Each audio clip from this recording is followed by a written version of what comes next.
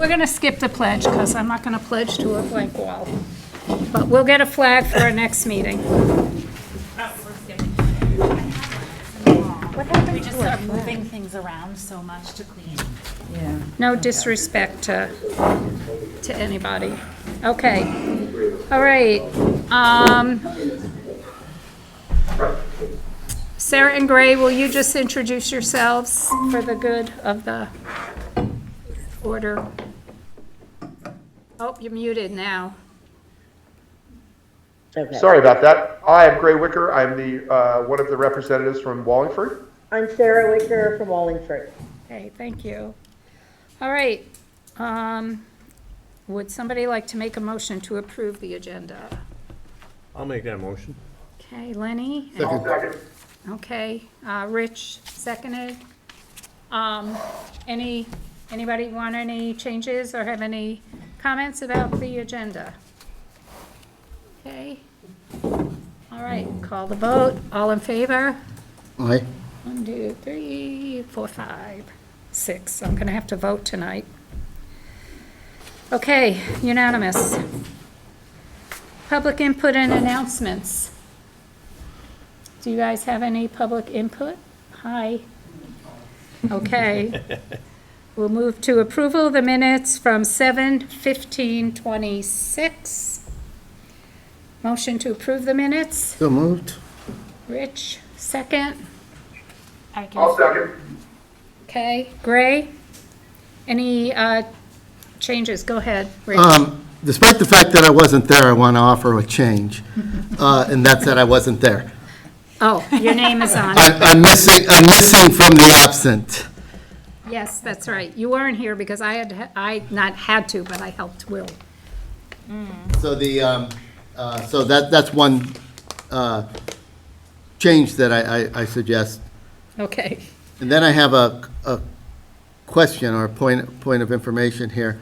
Point 10B under policy, has David Cornwell making a motion to adopt C12 and B12. And then it was rescinded to adopt C12 and B21, but I don't know what a B21 is. I have it as the policy I thought they were going to be bringing up was B12.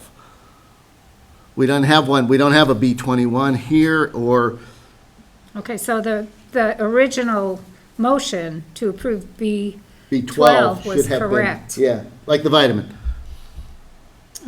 So, Should we just take a look and make sure or no? Or, Yeah, I'm asking, so maybe I'm missing something. Was there a, no, I think we just got the numbers. because Must have got- B12, we don't have names in there, but B12 was the conflict of interest policy. And that one was but are we, rescinded. and that's rescinded? Gray, do you remember? Because Gray was there and you're on policy, right?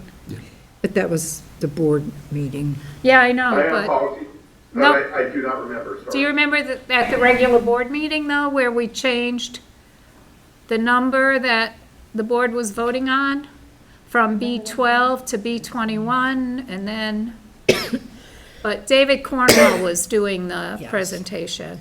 So I don't know, is that like a major change? I think it's just, that's the way it was warned in the paper, right?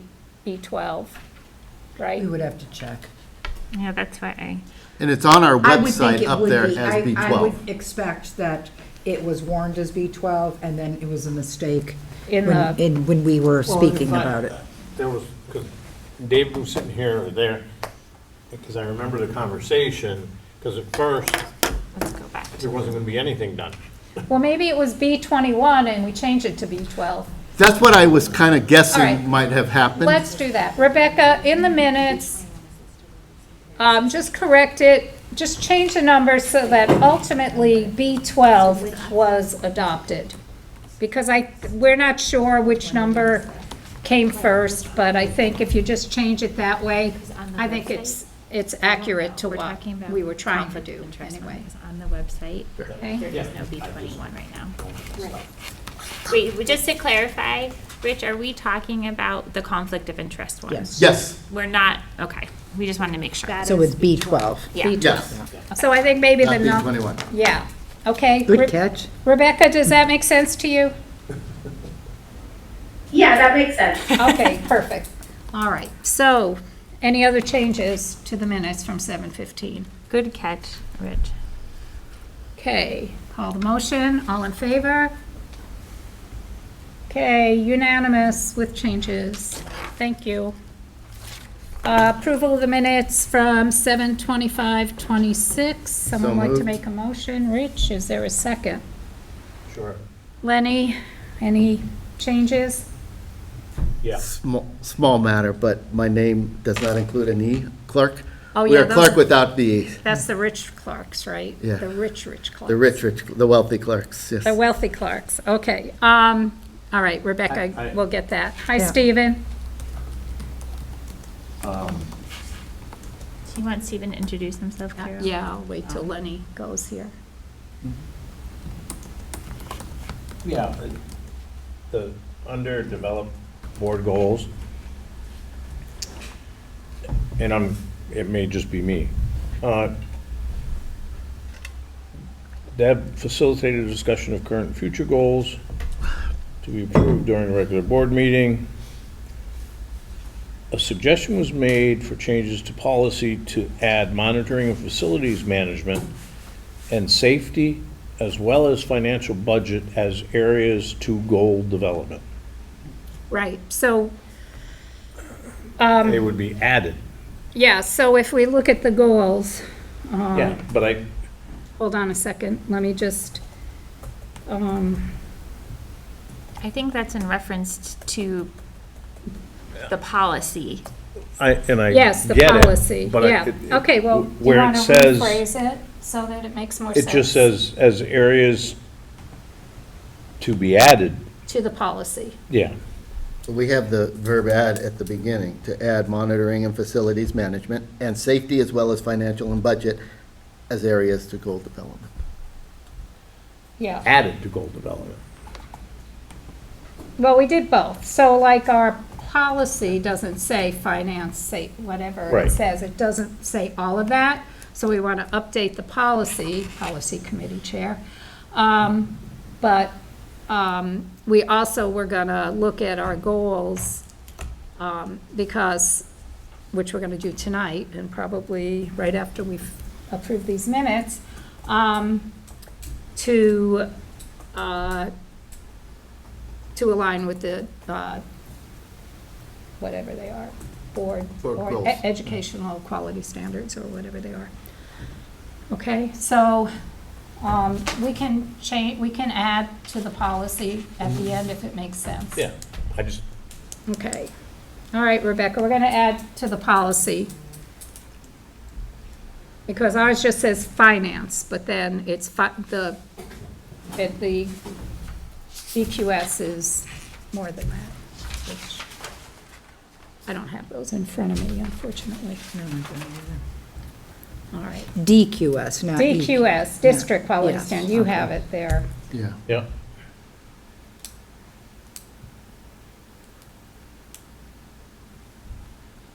Do you see it? Yes. I mean, You're there's a looking- lot here. I'm trying to figure out what I'm It looking for. was like a main category. The governance priorities. It's to goals, measurable goals. Evaluate the performance of superintendent. Goals. Just doesn't make sense. It's badly written, but it does, I agree with you, but All right. I hear well, what you're saying. Yeah. Let me see if I can figure out what I was trying to say. How about that? Changes. That'll be good. Let's see. Let me look at it. We have monitoring and facilities management Board materials. and safety. Yeah, see, that sentence. All right. Here it is. It's safety, accessibility, technology, infrastructure, capacity to deliver. Seems, okay. See, a suggestion was made for changes to policy to add monitoring, comma, facilities management, comma, no, you don't need a comma, and safety, as well as finance/budget as areas to Base our goals on? add, Well, because the policy is the board will yeah, have goals in these areas, right? And those were the additions that Right. she suggested, or that we talked about, I should say, adding to the policy, which then would inform our goals. so can we put a period after budget? A suggestion was made for changes to policy to add monitoring, comma, facilities management and safety, as well as finance/budget. Yeah. Does that make more sense? I'm sorry to be a, No, it's Pain fine. here, I but mean, somebody's gonna go back to this and say, what the hell were they talking about? because in the beginning you say changes to the policy, so at the end you don't need to say, Well, goal development is the policy, so I think that's Yeah. why I was redundant on that. no, that's, Okay. So after finance budget, Rebecca, just put a period Yep. and delete as areas to goal development. Unless anybody has any better suggestions for that. Okay, any you. other changes? Hearing none, I'll call the question. All in favor with the change? Okay, it's unanimous. Stephen and Josh, you want to go ahead and just mention that you're online? Go ahead, Josh. Hey, everybody, I think I've lost my audio. Does everybody else have their audio? We can hear you. We can hear you. Can you hear us? Okay. Can you hear us? I don't think she can hear us. Sarah, can you hear us? No. she All right. can't. Can you hear me, Sarah? Yes. Oh. I was asking. Yeah. She's probably going to sign off and on again. Tell them we can. All right, Josh, go ahead. I'm Josh Flagg. I'm from Tinmouth. Thank you. Stephen? I'm Stephen Abatel. I'm from Shrewsbury. Thank you. Glad you guys made it. Okay, because we're going to go over the board goals right now. And I think, did anybody take any notes specifically on when we were talking about our goals? Because I really don't think I did. Sorry, what was the question, Carol? Did anybody take any specific notes on our goals? Because we were just talking in generalities. Thank you. We were just talking in generalities. Do you all have them handy? I can send them to you guys if you want. And I have them projecting right now. There's our current projecting goals. and. They are small, though. Yeah, that's, I was gonna, let me see, I gotta figure out where it is. Here it is. All right, so we have our vision, our mission, and our values. We did start on as far as our last agenda. Cheryl has put our mission, our vision, right across the top. And so, when we were reviewing or looking at these with Deb, she said that at least 2 of them aligned with the DQF. Do you remember which 2? actually, I think there were 3. 3, Because there was one that she wasn't sure aligned, and right. then it was the building and grounds one.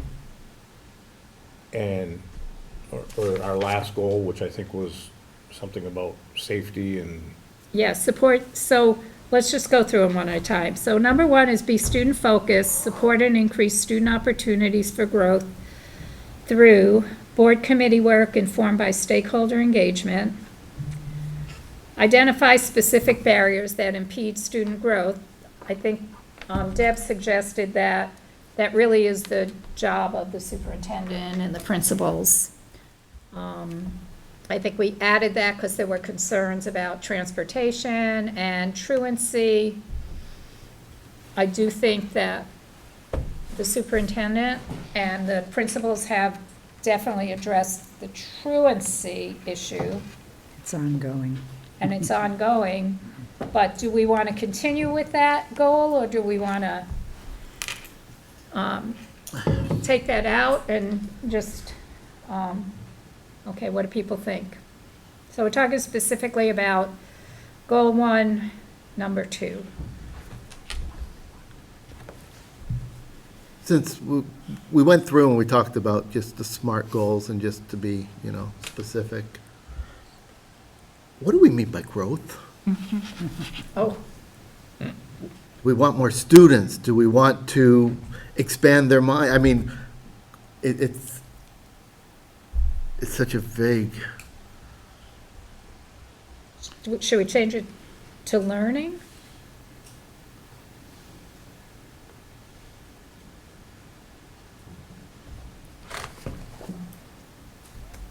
I mean, that word's been in there for several years, so. I imagine so. I mean, does anybody have any ideas about that? How to address that? How to make that more meaningful or specific? How about, we will support and increase student intellectual growth. Yeah. That is intellectual, it's intelligence, a set metric.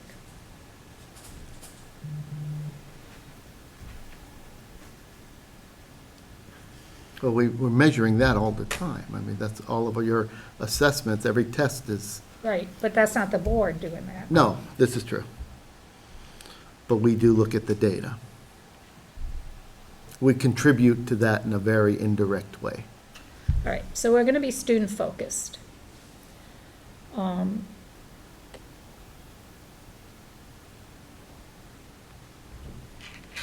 What if we just take for growth out and just say increase student opportunities? Because that's what we can do. We can fund different programs, we can fund different positions, we can fund different, opportunities. That's basically, okay. Can I get to see if people are okay with that? Does that feel all right? Okay for Kim or Lenny? What do you think, that okay for you too? Just take out for growth and just say opportunities. Josh, you worked a lot on these. How do you feel about that? After that meeting, I'm definitely in favor of consolidating this a lot into more just bullet points. And so I think that's fine, going through that step. And then I guess, as long, and I guess since we don't have it'd be great if we had the rubric for the AOE of what they're going to judge us on exactly, or how we judge ourselves. But yeah, so I guess it always is the point of then when we come back to review ourselves, increased student opportunities is great, but when we Is it do measurable? we have a specific thing we want to do? We'll figure it out more in budget time, but is there, last year it was we are going to, put math interventionists in. That's the opportunity for growth that we're going to try to do. So is there an equivalent thing that we feel like is an important thing? So what I was trying to do, and I can't quite figure it out in my mind of how to word it or where it's appropriate, but Cheryl has her goals for the year, and are there places in her goals where we agree with those goals that we can specifically pinpoint something that we can do as a board to help push those goals forward? But I couldn't think of one off the top of my head for this Yeah. category. So here's my thought right now. I am willing to take these goals and compare them to the DQS. And I also feel like since there's 5 members who aren't here, that I almost would rather have the board goals happen when we have everybody here. So I'm gonna table this agenda item and bring it back with a little bit more preparation than I did for this meeting. I was focused on something else. So you're going to postpone it too for future day? I think we have it, when we look at the work plan, I actually think it's on for the next meeting. So I think we'll be okay. Yes, I'm going to postpone it. Can I just add too, because like what Josh said about my goals, also at the next meeting, I'd like to share the district improvement plan, Yeah. which might then Yeah, that'll be a help good. align. And what I will do is share it with you ahead of time, so you can look at it before the meeting. Yeah. Okay, that sounds good. Anybody have a problem with that? Okay. Oh, I just Oh, wanted to mention, I guess when we bring it back around, that we did get a good one, at least suggestion from Debbie for us to think about of the board monitoring the implementation of the strategic plan or CIP goals. Okay. That would be a good one, perhaps for us to add, maybe in place of something a little more vague, I suppose. Right.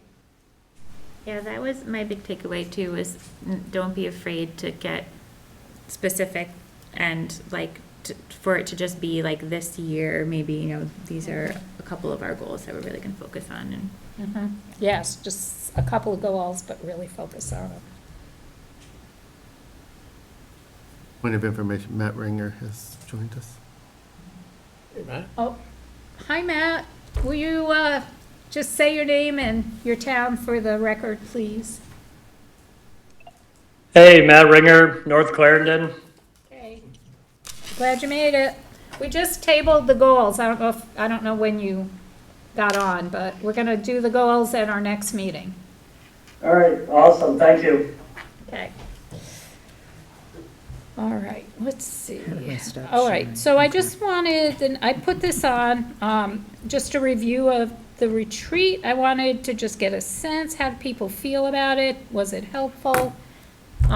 Obviously, we are kind of carrying forward on the goal discussion, so, but the training, how did you guys feel about it? Did you like having a facilitator? I just, you know, long-term planning, but, go ahead. I liked having the facilitator. I thought it would give you more chance to join a conversation. But it was, and this was kind of, I have two takeaways. One was that outside of the webinars at VSBA, that this was like the only development that I've done this calendar year. So it was, you know, it kind of, it brought back a reminder to me that we need to be continuously engaged in this process. And then the other part was that my other takeaway was the need to be more engaged in the communities in the school, which was a nice reminder. I mean, we come here, we leave here, and we come here when there's no students or activities there. And so that was the other takeaway from that. And, you know, I don't know, if you spend a few hours on something, you got 2 takeaways, I think it's a success. Good. Okay. Anybody else wanna? I really appreciated her. I like stowed away some like facilitation techniques because I just like, so from like from my work, I was like, oh, she's great at facilitating. I thought she did a good job leading us. I just pulled up the slide, the view from the balcony. I had been thinking about that, and particularly the piece around like, one of our roles as the board is to be aware of what is coming and pay attention to that piece. And so kind of in a similar space as you, Rich, but like specifically, like for me, I think I need to do a good job at paying closer attention to what is happening in the State House, even though it feels like a really tricky thing to always have a good grasp on. That is one of our jobs, I think. Right now is to have a sense of that, and then we'll lean on you too, Cheryl. I was just gonna say that. But And yeah. that's important. Yeah. Right, because I should be aware of it and sharing that with you, I agree. I will tell you this past year with what became Act 170, every time I was ready to craft an email to share, it was Change. not true anymore. Yeah, So it's hard I to- was like gun shy after a while, and I said, okay, until I see something definitive, I'm not going to put anything out. Well, we sent out that letter at the beginning of the year. We put it in all the newsletters, and then we sent it out mail-wise. Yeah, we mailed it to Clarendon residents. And then, none of it, then it wasn't 170. I mean, whatever the act was, it was completely changed. So Right. it's kind of like we have to be aware, but until we're sure of something, Yes. it's, So, anyway, anybody else? Josh, you want to say something? Yeah, my one, because I was like on the fence of whether or not it was worth to have somebody come in or not. And one of the things that other people have already mentioned some of the stuff I was going to say, but one of the nice things was just basically having someone who had no stake in our local issue. Like, if, when Brian was doing it or Cheryl's doing it, or, they have an opinion and they're in the system. And so like having that neutral person who has takes, but isn't, caught in the weeds of us, I think is very helpful for when we're talking about something, they hear something maybe different than what we all hear and can respond differently to that. And that part I really appreciated. So that's all. Other people said what I wanted to say too, so good job. Thank you. Stephen, did you want to? Sarah has her hand up. Oh, Sarah, go ahead. Yeah, hi. This is actually Gray speaking because we're sharing the same computer. Okay, go I guess I'm going to be a little bit of a stick in the mud in this conversation. I thought that I really liked our presenter, and I thought it was useful having a presenter. I thought she spent way too much time talking about basic stuff in terms of what the generic role of the board is in terms of governance versus policy and open meeting law, and way too much stuff that we basically already knew.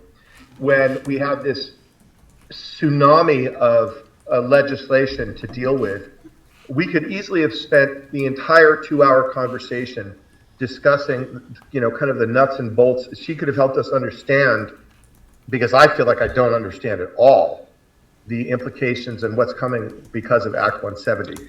So I thought, so on the plus side, I thought having an outside voice in there was great, as opposed to us. As fun as it is to sit and chew on things with you guys, which I love doing, it was really great having an outsider, particularly an expert outsider.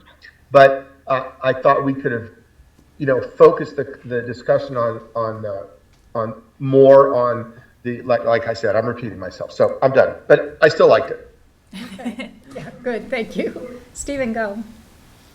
Yeah, I guess the only thing that I would add was the fact that she had kind of a statewide role and a local school board role herself.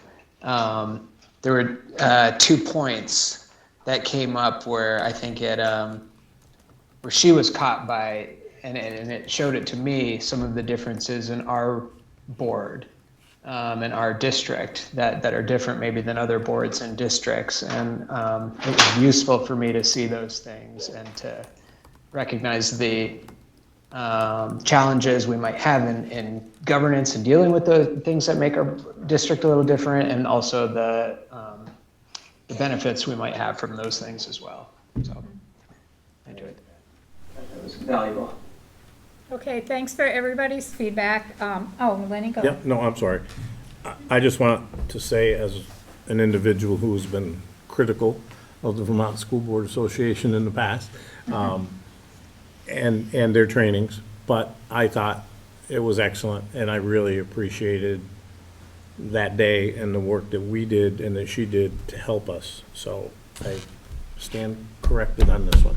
Okay. Worthwhile. Now, we can have another retreat at some point. And I think once we get going on the CISA committee and the merger committees, that, we'll be getting more information. But, and I also just along those lines, since Gray brought it up, I did send you guys a summary of the merger questions or the consolidation questions survey that we did back in February. And I AI'd it, sorry, because but you know, I mean, I think it worked in that it told you what were the most frequent themes of the answers for each of the questions. So I hope you all have a chance to look through that.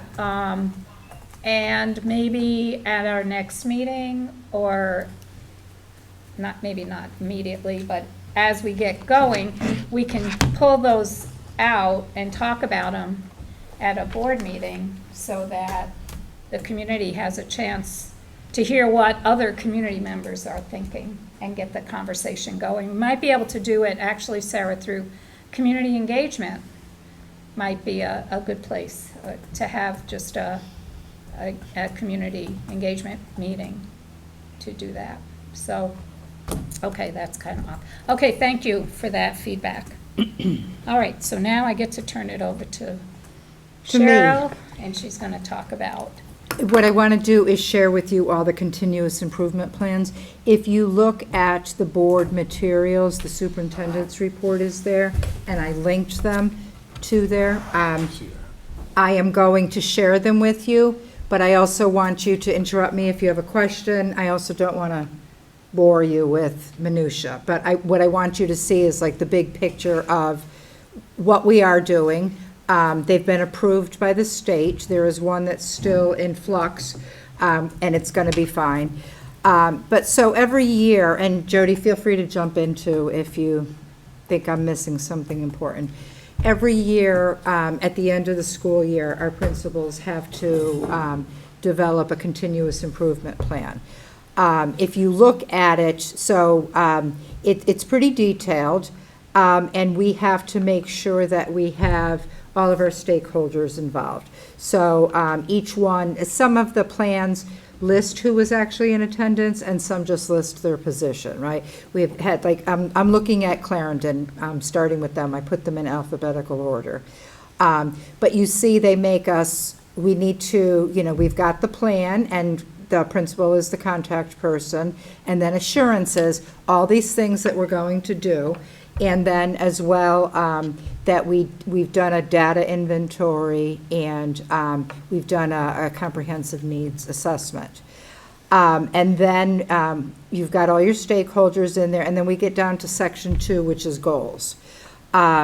So looking at Clarendon, and they usually talk about these in their presentations. I don't know that we necessarily say it's the CIP goal or that, but this is, and the state is very specific, right? So if you look at, I'm just going to look at the goals, Clarendon. She has a goal by June of 2027, 62% of our students in grades 2 through 6 are proficient or greater in math, specifying what we're using as our outcome, or as our measurement, which is STAR 360. And then it moves us over to they want to show that we're using evidence-based strategies. So it's well thought out. And this one talks about Tier 2 practice for automaticity, fact fluency. We're also using math PLCs, math confidence building activities. And then it even goes over to what resources do we need, right? So in here she talks about the interventionist and professional development for our teachers so that they can reach this goal. Her second goal is related to family engagement, and she's committing to 4 family engagement activities, that some during the day and some in the evening. Actually, I think there's one tonight going on. Last night. It was last night? Okay. And this is how they're going to measure it. Power School attendance data, so they're looking to see, I guess, who's coming and who's not. Well, no, that can't be right. I'd have to question that. Power School attendance data. Okay. But we'll move on to, so here's her evidence, parent meetings, attendance incentives, data tracking. And then again, it goes to our resources needed, professional development and PBIS, and SEL. Now, state law, when we go to 2A, any school, so MRU won't have this, but any school that has K through 3 has to have a reading goal. Here's where the EL is. Jody, remember I told you I couldn't find it? So by June of 2027, she's looking for 65% of her students in K-6 demonstrating a score of proficiency or higher, again on the star. And then she even lists like the number of students and where they currently are. So Early literacy. that early means literacy. Kids before they're ready for the reading Okay. assessment. I asked her today, I said, what does EL mean again? I can think of 3 things and none of them make sense. Thank you, Jody. And so, again, there's her evidence-based strategies, reading intervention, Tier 1 curriculum, and then the MTSS support, so basically differentiation for our students. We have the bookworms curriculum that is highly rated. And then we look at, again, more what are our fiscal, or what are our resources needed, right? And if you notice, professional development is in there, all of them. Go Is it ahead. okay to ask a question? Yes, jump right in. I was just curious, is this, like, if there are implications on budget, like, how does that work with the budget development? So all of this is connected. You guys are invited every single year to the CIP meetings at the schools. So I think a lot of you have taken part in those with the principals. Yes. And at those meetings, we talk about federal grant funding and what we use for our federal grant funding, and how we use that funding. Okay. That is the only piece of funding that is explicitly connected to the CIP goals. Okay. Now, at the same time, like long-term, when we have these goals, these are the goals that we focus on all year long, so it all dovetails together. So the process is, we have these meetings in the spring, where we invite board members, teachers, parents, students, and we talk about, this is how we're spending our federal money, but this is also our overarching goals. Give us all the feedback you've got. Okay. Then we submit all of that community feedback with how we did on last year's goals into our data inventory. Then we use all of that to make the next year's goals. And so it's a continuous cycle. And then throughout the year, the principals every 2 months will report out on those goals. So for example, last year's goals were all about Math Star 360, but our intervention was looking at all these different places that we could practice automaticity at the elementary level during like times that weren't necessarily academic. So can you do a math game while you're walking down the hallway or in morning meeting to practice your addition or times tables? And then we looked at the data to see if it connected. So Okay. that wasn't a physical resource, but at the same time it was, because you guys helped us fund math interventionists, Right. right? Yeah. Thank Sorry, you for explaining. long No, and short. that's what I need. I needed like the kind of understanding of the timeline of Yep. the development of, okay. Thank you. And then because they are not identified as needing support, we go to how's our progress monitoring.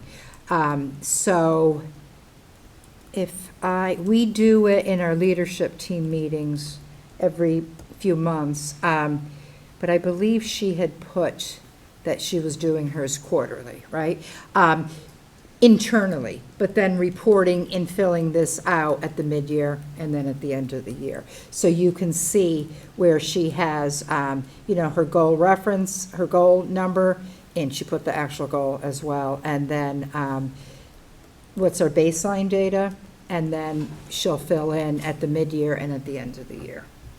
And this goes back to the state. So all of them follow this pattern. In the elementary, they're a little bit different, but everyone does have a math goal and everyone has a reading goal. The reading goal is mandated by the state in the elementary. Did you have any questions before I move on to the next one? Because I am going to ask you guys for board approval, because we need that. No? Okay. We know Okay. Shrewsbury got a little bit formatted funny when I copied it, but same thing. But if you look like here, the principal listed all the everyone's name specifically, who attended the meeting. So their first goal, she has a Math Smart goal. 70% of her students will meet proficiency. Again, we're using STAR. And then you see her evidence, her tier 1 evidence. She did hers more by putting links in, and the state is fine with that. And then her implementation, what are the things we need? Math professional development, tier 2 intervention supports. Talked about, which we already have, the Eureka 2 teacher manuals. And this is how, she plans on reaching the goal. Goal 2, I feel like something got lost here. Science. Why does that say science? I don't know that she has a science goal. Maybe she does. It is grade 5 on VCAP science assessment. Okay, so she does there is a science goal, and there you go. And that is specific to our 5th graders, as you said. And again, she has the percentage of students that we're anticipating will be proficient. We're always happy if it's higher, but it's, we try to be realistic. Otherwise, we would just say 100%, because that's what we want, right? If we were going to say what we really want, I want every single student. So, and then, what we're using for our curriculum, which is the mystery science, and what does she need?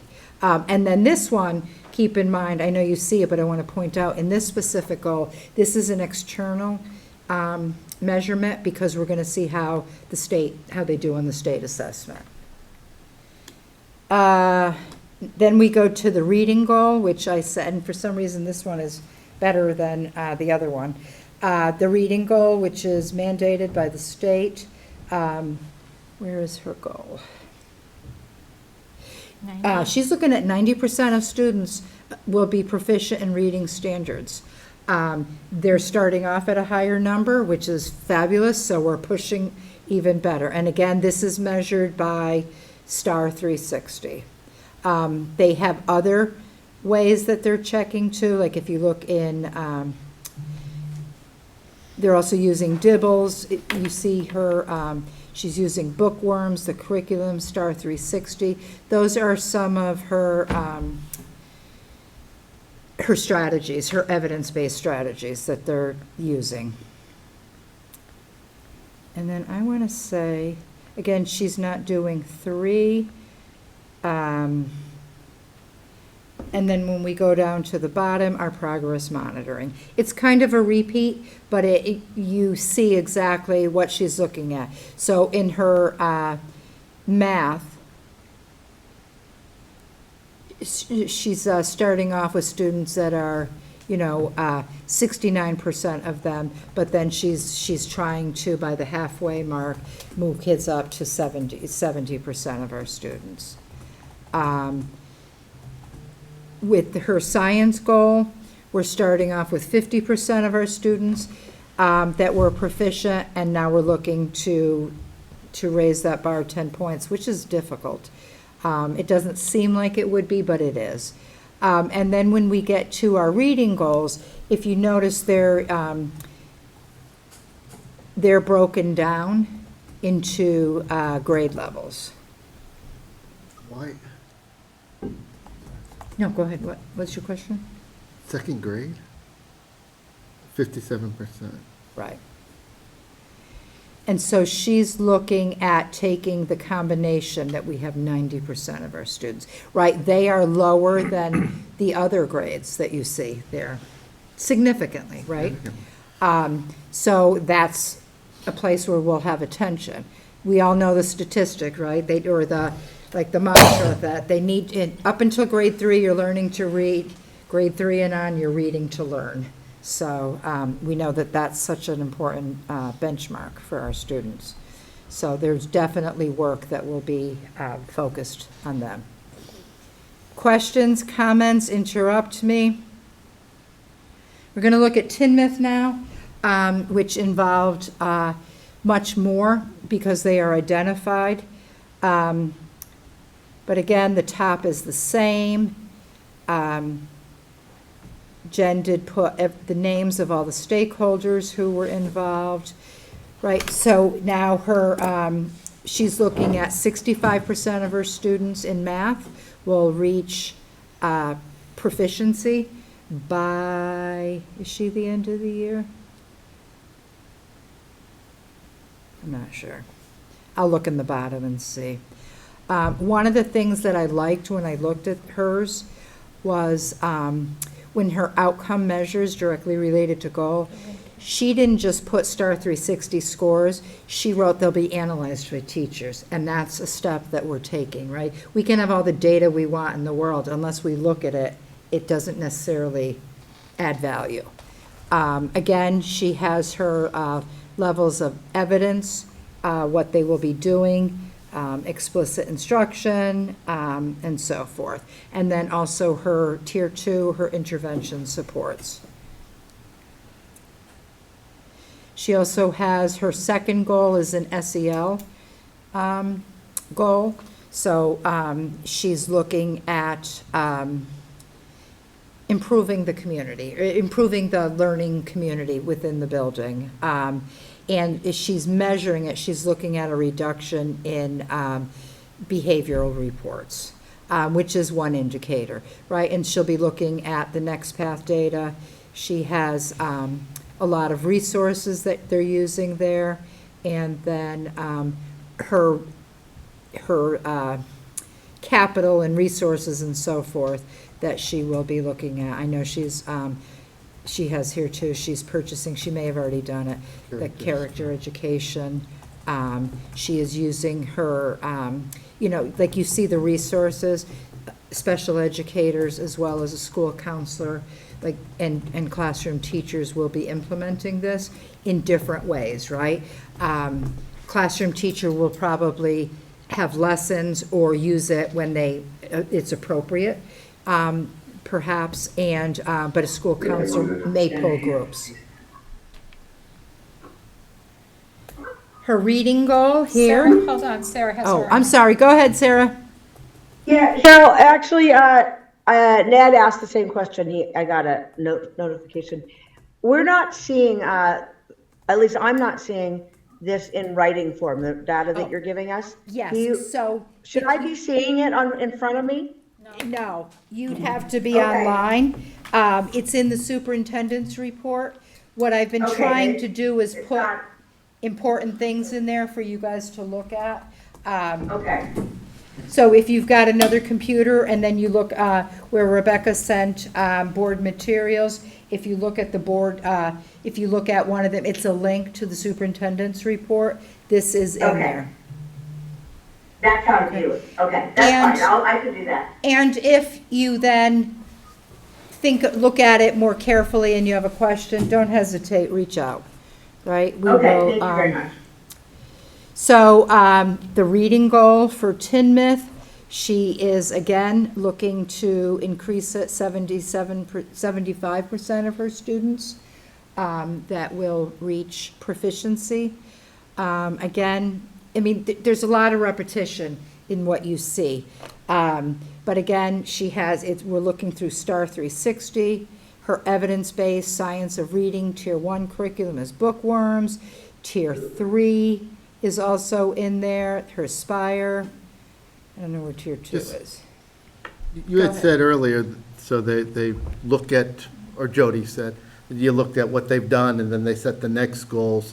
At 75%, they said they're currently at 73%. Right. Is the takeaway for us that they just want to hold? No. That's not the takeaway I'm taking. Isn't that what we're doing? If we're at 73, we want to be to 75, statistically,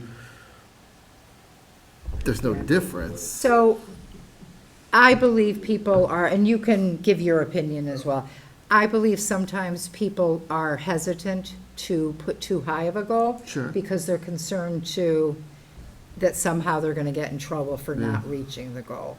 While we put 75% there. But the danger of a low goal is that you're going to know. reach it. Yeah, I But know. if you And look- it's somewhere, I think we need to continue to flesh out what's a rigorous but doable goal. If you look at the individual grade level, I though, am.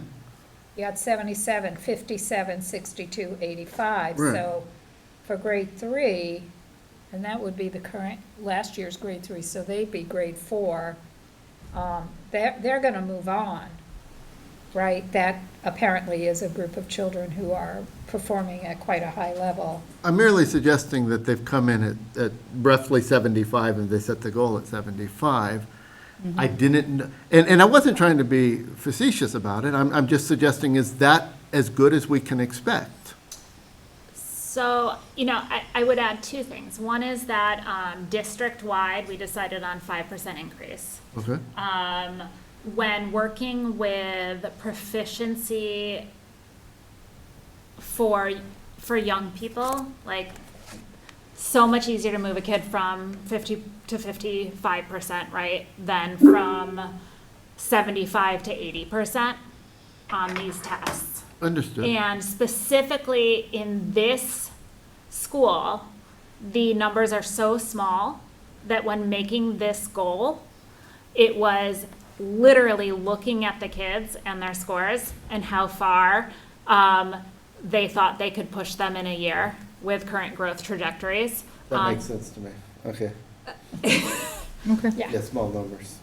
Yeah, like, so yes, if I heard that from a larger school, I would push harder.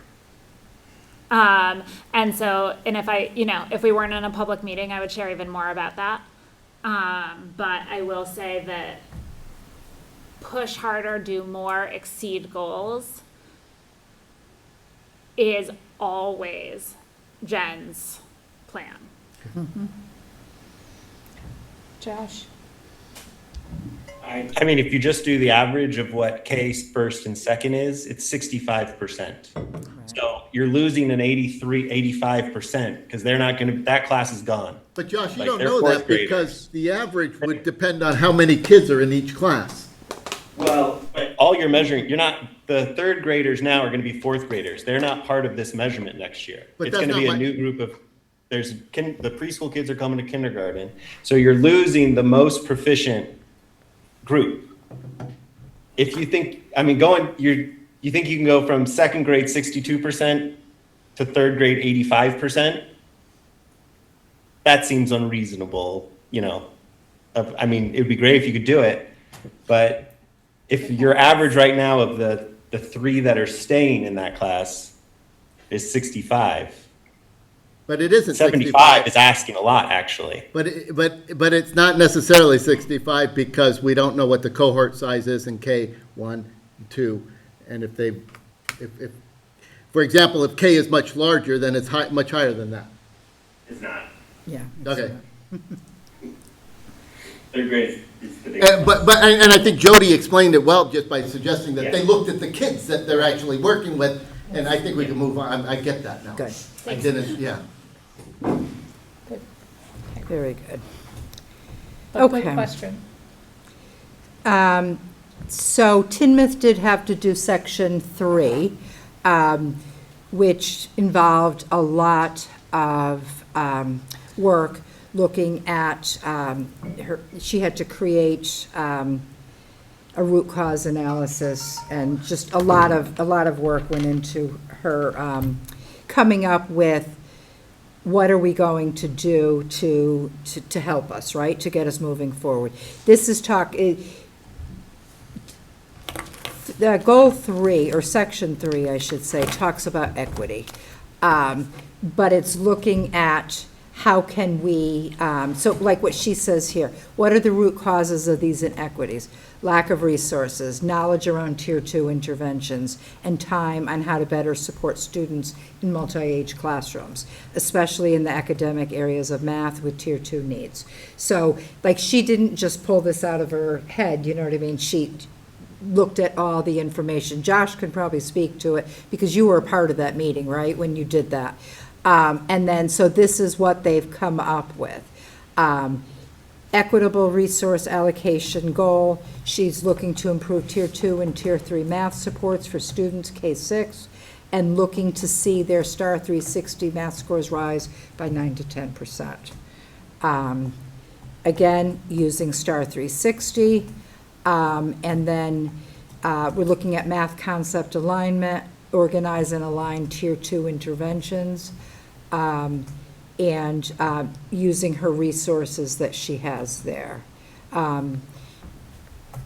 We are getting professional development through, it says Glenn Patterson, that is free, so we're quite happy about that. For some reason, when I copied this, it didn't show the details of all that part.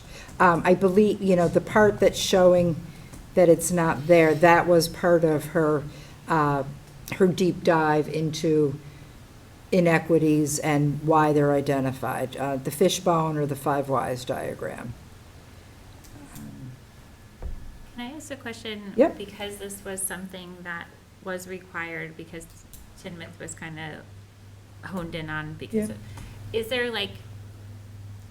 Is there, let's say this goal is not met, it's like below the target, is there a continual and are there like next steps from the state with these schools that they're, or is it just like, okay, we're gonna?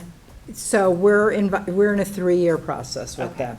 We could actually, all of a sudden, next year, blow them out of the water, and we would still be involved in the 3 years. Okay. And it's just targeted support.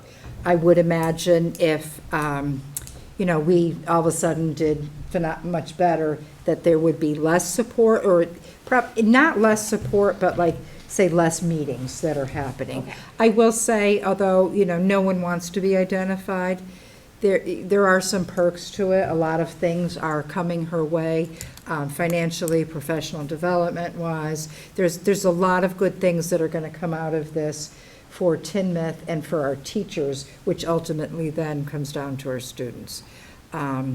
So it is, like I said, nobody wants to be identified, but it's a good thing to, the state is putting resources out there for us. Okay, And then the bottom is the progress monitoring, exactly how the others are, we will be measuring them. She has her math goal, her behavior goal, and her reading goal. Okay. Any questions on that?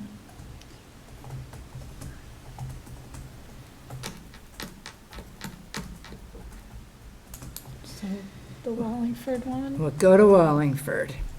It says I need permission. Yeah. We have to request access. So I Okay. don't know.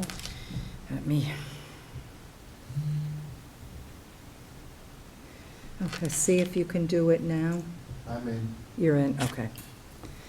That was random, the rest are, Yeah. okay. It's Wallingford 2? So it's like it's a Yes. copy of, okay. Yeah. Either, yeah, they're both the same. Okay. It was me trying to format, Okay, got it. sometimes successfully and sometimes Everybody got not. it? Yeah. Okay, same thing for Wallingford. They are looking at, he's looking at reducing, his first goal listed is the number of student behavior incidents from 180 to 140. See the difference between the different schools? We have Tinmouth looking at taking it from 35 down to 25. He's saying, I want it to go from 180 to 140. So and that's 22%. Again, they're going to look at the behavior in next path and see what patterns we are seeing. And we rely heavily, or they rely heavily on PBIS, as well as they do FBAs for students who are exhibiting behaviors that we're trying to help them extinguish the behavior.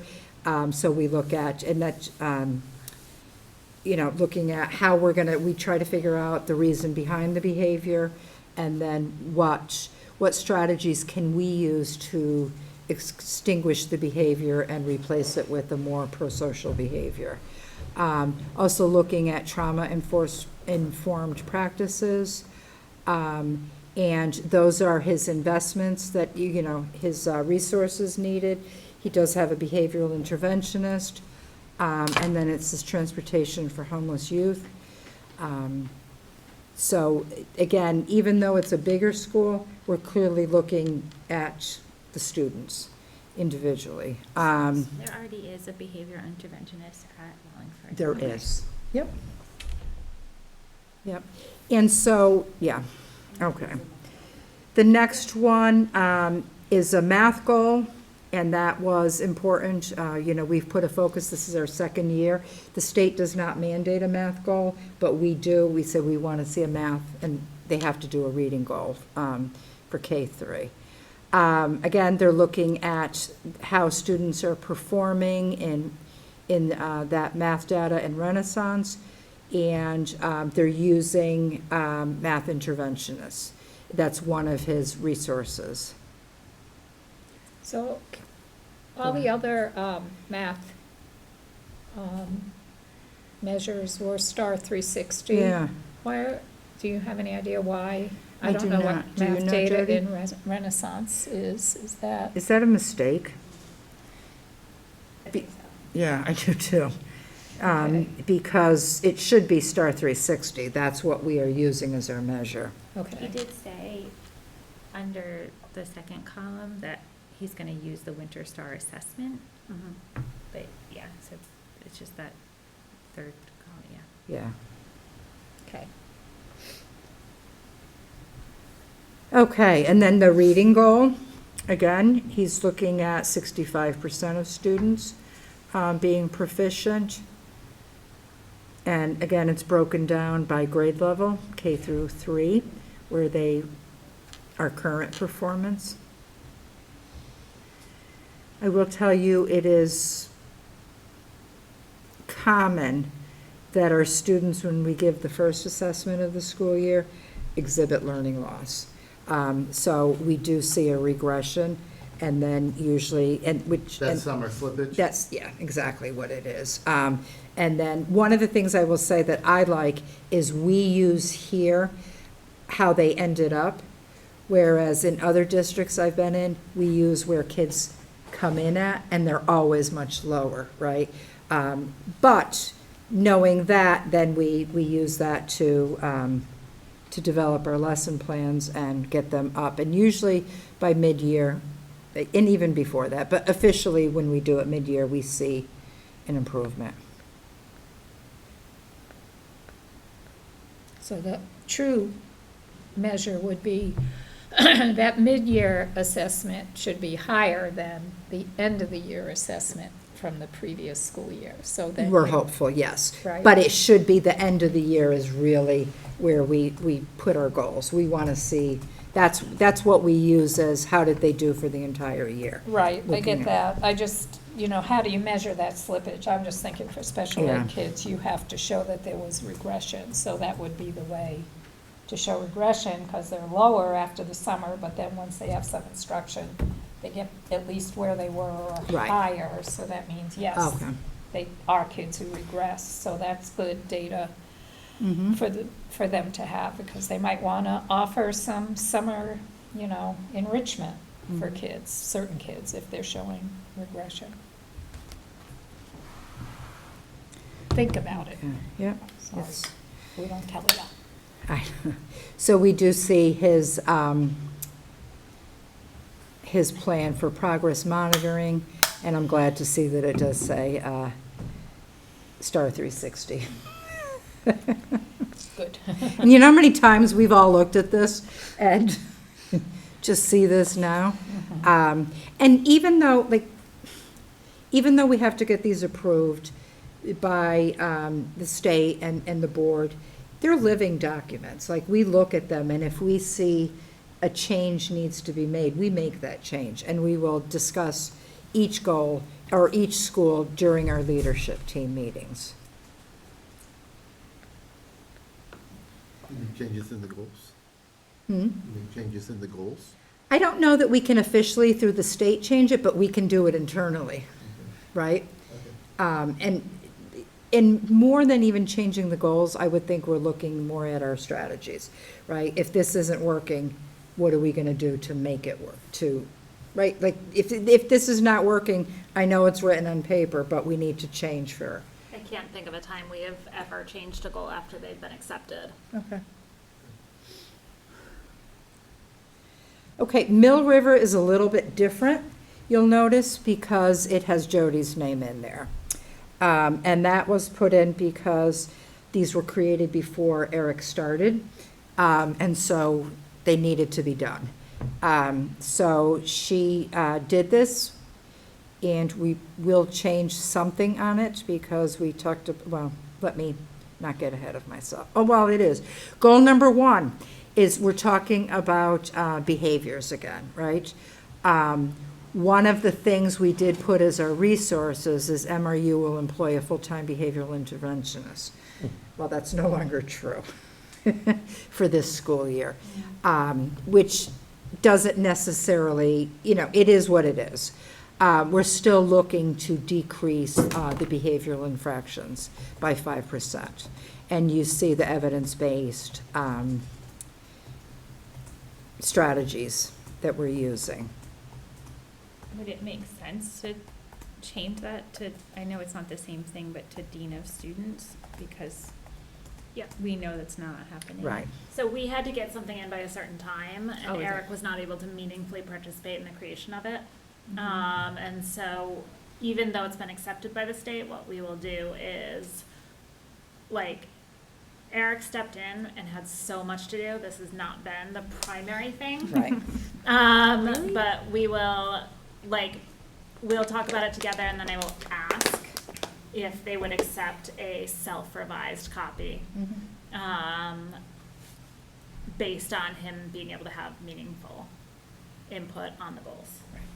Because it's such a multi-step process with the other principals.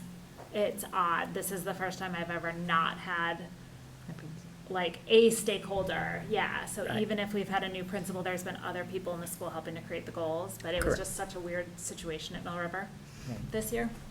And keep in mind, at that point, even if Eric was able to come in, we did not know that we were going to change, reuse our interventionist in a different way. Although I do see a lot of similarities in her position. And again, I think the important part is that the goal is we're looking to reduce behavioral infractions, 5%. There is a math goal. We're looking for 5% increase in proficiency, STAR 360 again, our tiered instruction. We are using IXL for 7 and 8 to support math and literacy intervention because we do not have interventionists at the high school. We're looking at professional development. And when I say that, we're talking about internal, right? If you look at any school organization or, whether it's school or district, there's a lot of knowledge in that cohort of people. It's nice to have outsiders come in and train us, but we need to give ourselves the credit that we have teachers who have this ability, and we're looking at, like, how can we have them share their knowledge with their peers? Can I just ask? You jump in. So first off, on that statement, yay. Yes. Terrific. That's what we should be doing, learning from each other. 100% agree. Learning from our colleagues. I love that we recognize that. But my question is, excuse my ignorance, so the kids does this include kids who are doing early college, who are taking classes at one of the? It's for what? For the math? For our goals? Yeah, well, I mean, it's the proficiency, reading literacy, you're looking at the local STAR 360 data. Yeah. So kids who are taking their classes at Castleton, say, or kids who are going to Stafford, are they all included in this? So they are not taking the STAR 360 if they are early college. If they're dual enrollment kids that are here for their major subject areas, they would be. Okay. Our Stafford kids, we do try our best to get them in to do the STAR 360 if they have their A block with So us. dual enrollment, they're taking a couple classes over there and they're still matriculating here as a regular Correct. student, they're included. Yes. If I'm doing early college, even though I haven't got my high school degree yet, I'm not included. Correct. Does that bring down your scores? Absolutely. Yeah. And as kids get older in the high school years, it is more and more difficult to get them to sit for these exams. It's more and more difficult to get them to take them seriously. We spend a lot of time chasing students around. And so that is always a factor Do we that ever we need look- to Do we take ever into look at account. our SAT scores? We or- do, yes. So anytime our we're looking cap- at data, we or our look at Vermont multiple measures. Absolutely.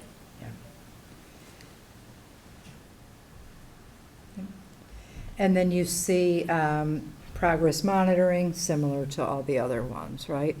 This is what we're looking for, here's our baseline, we'll fill this in, we do the mid-year and then the end of year. And then we'll start all over again in June, creating new goals. Any questions or comments?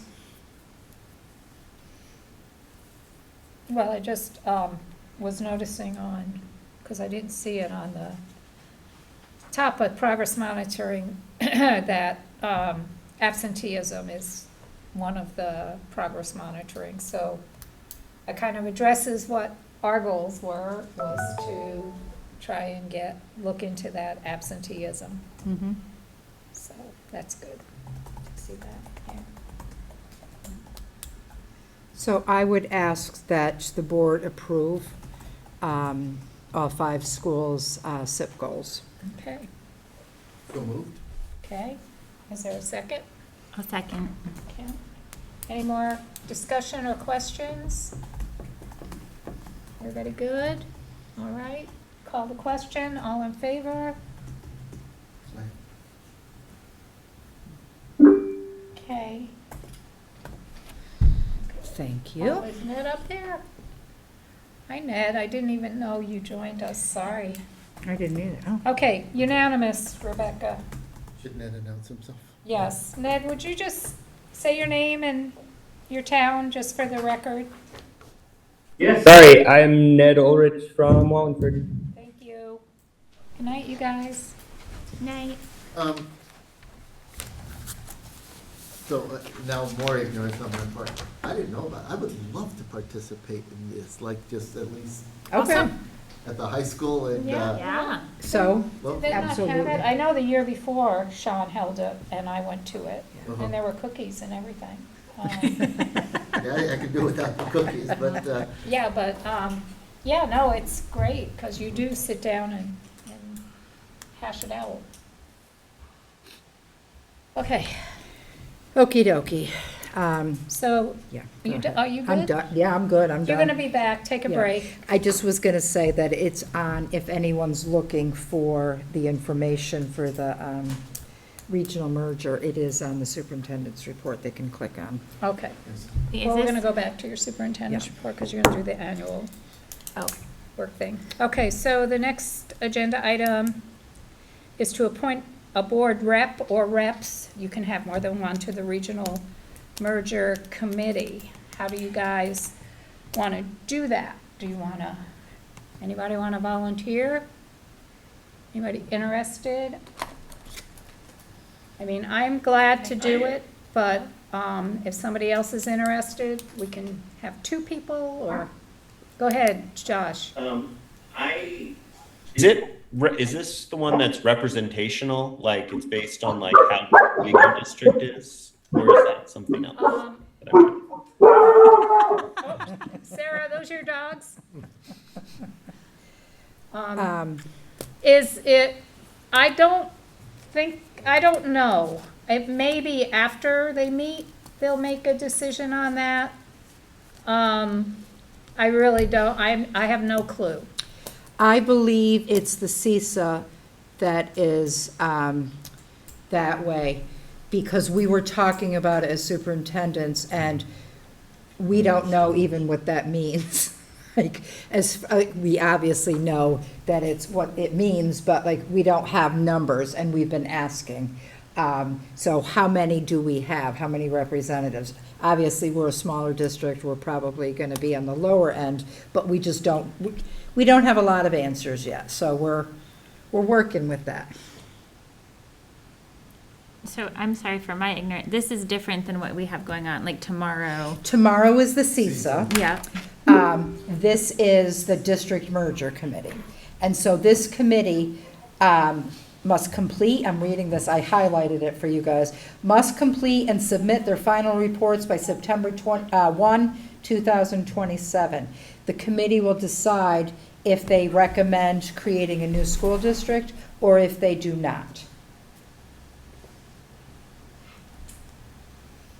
And, no. Sarah, go ahead.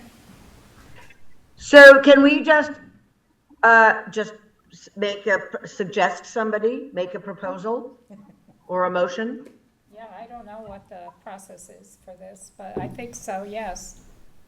Well, then I would suggest that Cheryl Gonzalez and Carol Geary be the representatives for our school board to our school I district. don't think I can be on It's it. just board members. Yeah, I cannot It's be just on it. board members.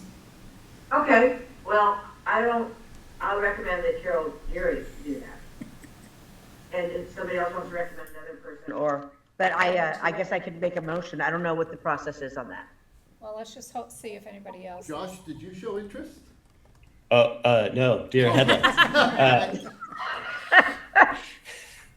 I don't, I would be interested, but there's no way I can commit to it. That's my. I just for the I was trying to look up the merger committee, and it says this is the sentence that it confuses me, and I don't know the answer. That it's merger committees will be comprised proportionally of appointed school board members from each member school district. A school district may leave its assigned merger committee and join a new merger committee if a majority of the school board votes to do so. So merger committees will be comprised proportionally of appointed school board members. Huh. I don't know what that means. So does And it Like, we do- don't know. Is you it know, advantageous? does that mean we get one, or are we supposed to send more than one?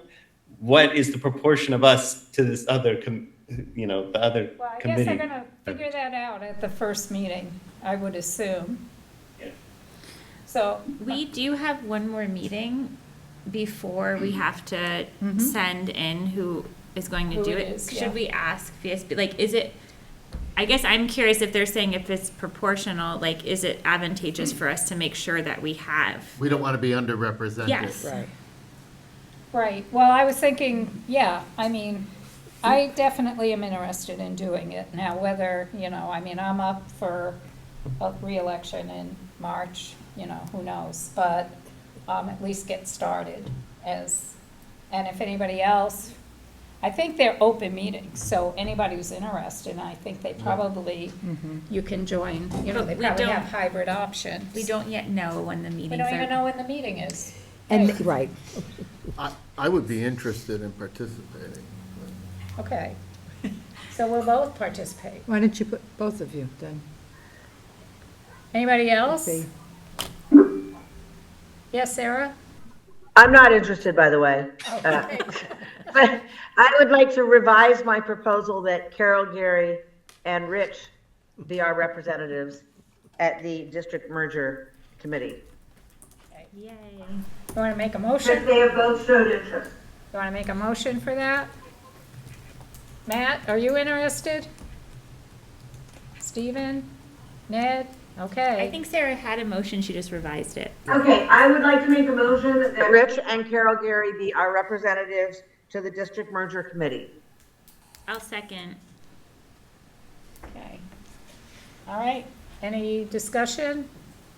I just want to, if in fact they say, no, you have one member there, it's Carol. Then we We're all come, agreed on that, right? then we'll come back and we'll talk about it. Okay. All right? We'll see we'll see what's shaken, and then we'll figure it out from there. Or see, like, if you can tag team, like, let's say Rich can attend 2 of the meetings but can't attend some, like, maybe if we could fill it, you know what I mean? Right, right. Okay. I think that would be great. I also think, what you were saying about size, us being a small district, I think the SU districts all are separate school districts. So like Barstow is its own district and Rutland Town is its own district. So we wouldn't necessarily be relatively small because we're a combined. If that's the fact, we'd be rather large. Exactly, so that, keep that in mind I and look like at thinking that the way. survey results on consolidation, and then we will know what we should be representing in this situation. We'll have a good idea. All right, call a question. All in favor? Oh, we have enough. I don't have to vote. Okay. All right, I think it's unanimous. I don't see, I didn't oh, just see Stephen. Ned raised his Stephen? hand. That's a yes. Okay. I don't And know that Stephen. Stephen He might be like putting a child down. Doing childcare. Okay. I think it's unanimous. If Stephen says no, then we'll change the vote. Okay. I say yay. Okay, thanks, Stephen. All right, committee reports, personnel. Mr. Doucette. Yeah, we met this evening, earlier. So I have a couple of things. Number one, the committee agreed to put forth Megan Pierce, 1.0 full-time equivalency, educational support staff. Okay, you're gonna do them as a slate? No, because this one's different, I think. Okay, There may be some questions on this one. okay. You know what I'm saying? Yep, Okay. Also, the committee agreed to offer Shannon Barone a contract 1.0 full-time equivalency, a teacher contract, as Dean of Students. are there any questions about that position? Does anybody have any questions? I think this, just for clarity's sake, because we don't have an assistant principal, that Correct. this is a role that fills semi that gap, correct? Is that Correct. is that the understanding? Yep. Yes, It's an interim role, and then we will repost for an assistant principal for in the next beginning of school the year. Okay. Do you have, Matt, did you Matt, want to have a say question? something, or are you just adjusting your computer? Oh, you're on mute. Just adjusting. Okay. All right. Okay, anything else there? Okay. And then the committee also agreed to present a slate of coaches for fall high school and middle school. Did we vote on that though? We didn't need to vote. We actually do need to vote. Did we vote on Shannon? We're going to just do one. Oh, vote, I'm okay? sorry, I misunderstood that. Because we don't need a second, because Okay. the committee has pushed it forward, yeah. Correct. All right, is that it? That, and our next meeting is, Okay, wait. oh, Vote to accept the recommendations of the Personnel Committee. Oh. All in favor? Okay. All right. And Stephen, I'm going to assume, okay, we're good. All right, unanimous. Thank you, Lynn. thanks. I just wanted to mention that Oh, the next meeting. next meeting is September 5th. I thought second. No, I did. I wrote it. Second, I think. I wrote it down. I know, I did No, I too. get what you called Middletown. No, I can't find it. September 2nd. September 2nd at 6 o'clock. Yeah. Thank you. Okay, policy. Oh, boy, okay. I got a mess here, I'm sorry. So first off, based on our earlier conversation, we put 2 policies up for first read last time around. So shouldn't they be coming back for? They're not ready yet. They'll have to come back the next time because Okay, of we got one the more cycle of cycle, posting. okay. Then I'm gonna put those aside, okay, terrific. For the board, we're looking at, for first read, the FSB F20. I printed everything out and got it a mess here.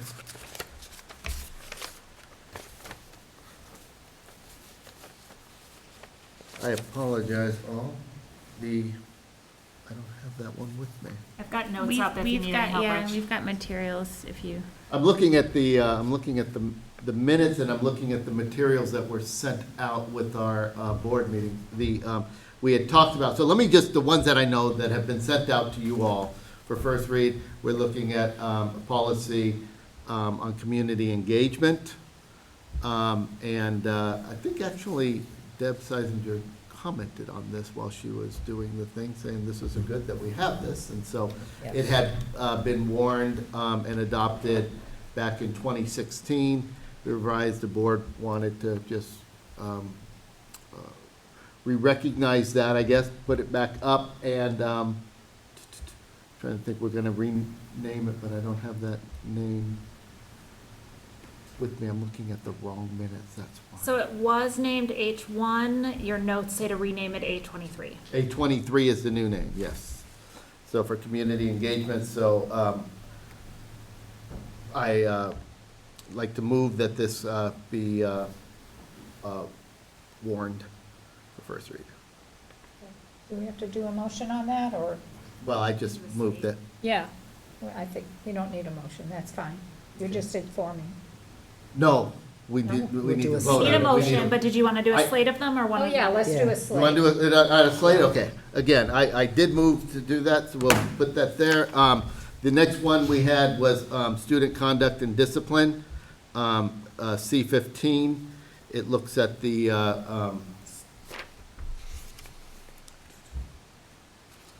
I gotta stop looking at this because those are the wrong minutes. So Here's the. C15 is replacing F1, so you want to do C15 for 15 first read. will replace, yes, and F1 will be rescinded. It's the student and conduct discipline that the policy committee recommends moving forward with for our first read. I found the right minutes, now I'm golden. All right, so G17, which is, boy, I shouldn't have said I'm golden so quickly. G17 is renumbered to C30. Okay. And that is the flagpole request. This was, though it has this very specific thing, we discussed it, and it has both policy and procedure within this. It was for a kind of a given time, but the committee members voted to continue with this policy, so we'll be renaming it to policy, moving it to C30 for first read. All right, the this is the students who are homeless policy. It's C13. It is a policy we did not have, but we've looked at through, VSBA has it as a required policy. And so we were, with their template, Jody prepared it. I'm assuming it was Jody who prepared it for us and our purposes. We recommend that go to first read. The and then the, let's see, got that, C30, 14. Josh, is it okay if Josh? Yeah, please. Jumps in, go ahead, Josh. All it is that the PDF for the homeless is labeled as community engagement. So just that would, when you save the file, it just needs to get the name changed. The number's right, but then the label is wrong. Okay. But the policy as it was there. And I think that, see, I've got the district policy discussion. There's The C13 is policy on section 504. It's a VS. see. What's that? Nothing, I'm just catching up on the No. title. C13 is the policy on section 504 and ADA grievance protocol for students and staff. It is a VSBA, not recommended, but required policy. Was prepared for Mill River, and we recommend that for first read as well. No.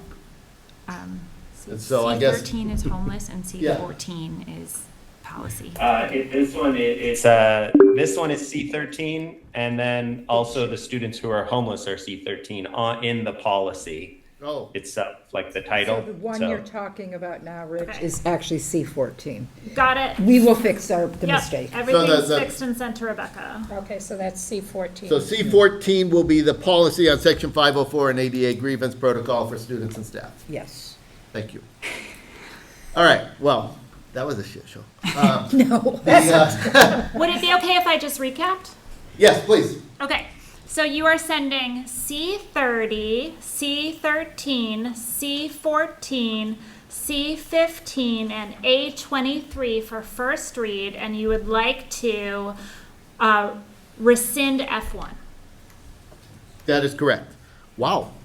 I wish I had said that. You did. Well, you You did. did. You did. So that's the motion that I put out there. It's put out by the committee, so we don't need a second. Okay. Any further discussion or questions for Rich or Jody? Or Jody. All right, call the question, all in favor? Okay, all right, it's unanimous, Rebecca. Okay, And our next meeting is the first Tuesday Next of... Tuesday. No, I think it's like the 11th. It's the next 11th. next Yeah. Tuesday. It's Tuesday. So just bear in mind that it's also an election day Oh, that's Oh, right. yeah. for the state primary. Yeah. I will be coming from there. So it's at 6 p.m. What's that? Do you want to change it? You would have to change it right now if you want to change it. No, please. no, no, no, We no, can, no. we can. No, I've already told them that I'll be Okay. leaving there early, so, 6 p.m. here, for policy meeting. And we'll be looking at kind of renumbering, the rest of the policies in the slate and what sections they belong to, based on the VSBA policy sections. Thank you. Building and grounds, Josh? We have a meeting. Our next meeting is scheduled for August 31st at 5. And Josh, you can't see here, but our parking lot is torn up. They're doing it fabulous. Wallingford's all set, and I actually came back here tonight at 5 to get ready for the personnel meeting, and they were still here working, so. They're doing a good job. Or I should say they're working hard. We'll see what the job looks like. But. Hardly working, yeah, won't be working. They gotta make hay, it's the season. Yes. Okay, superintendent's report. Okay. I know you've done a lot already, so. I know. I'm going we're going to go over the board meetings that's in the superintendent report. But before we do that, I want to share with you transportation updates. And I'm starting with the good news, okay? The good news is we have 7 drivers. That's huge, right? And we've got an 8th likely to come. The bad news is pretty bad, and we'll send it out once, we're looking at different plans. The first week of school, we're only gonna have 4 drivers. And then the second week, we'll have 5. And then we're anticipating all 7 are on board by the end of September at the latest.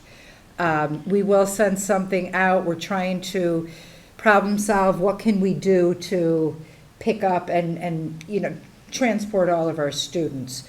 Part of the issue is that although we have everybody employed, in order to get people onboarded, it's not simple like when we're hiring a teacher or somebody else, that we can just do a background check and all of that. Here, we're looking at, they've got to take a written test, they've got to take a driving test, and in between, there's 2 weeks in between those before they can do it, and during those 2 weeks, we have to have them driving around.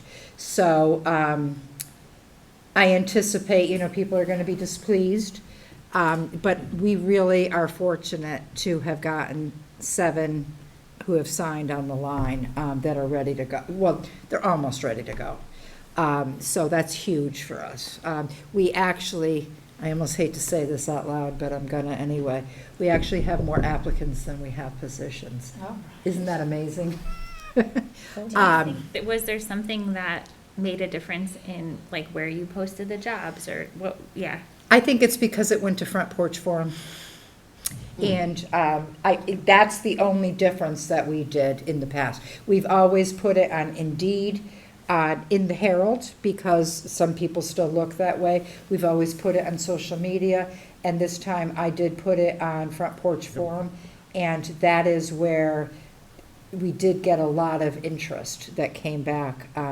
Like, people emailed me as soon as it went out, so. Go ahead, Sarah.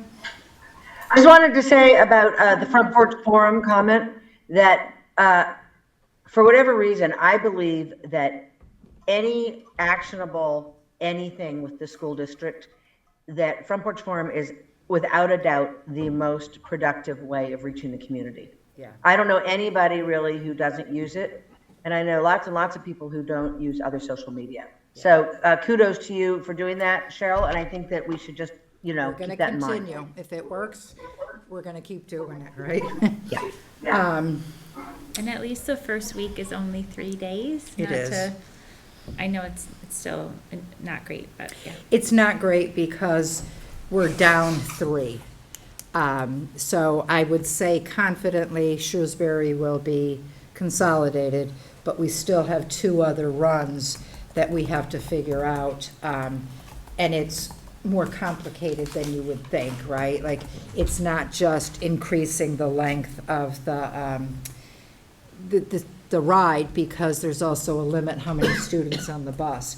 We do have a potential, a local bus company has said to us they have 2 drivers that are in the same position as that we're in right now, and should they be able to get licensed before the beginning of the school year, they will have 2 drivers for us. But we won't know till the end of August, right? So, like, there's a lot of things that we're bouncing around trying to figure out. Are parents more likely to drive their kids in the first week? They are. Well, a lot of parents drive their students to school. But it's so we're looking at that too. Do we put something out saying to them, if you're driving, let us know, because then we'll have a more accurate count?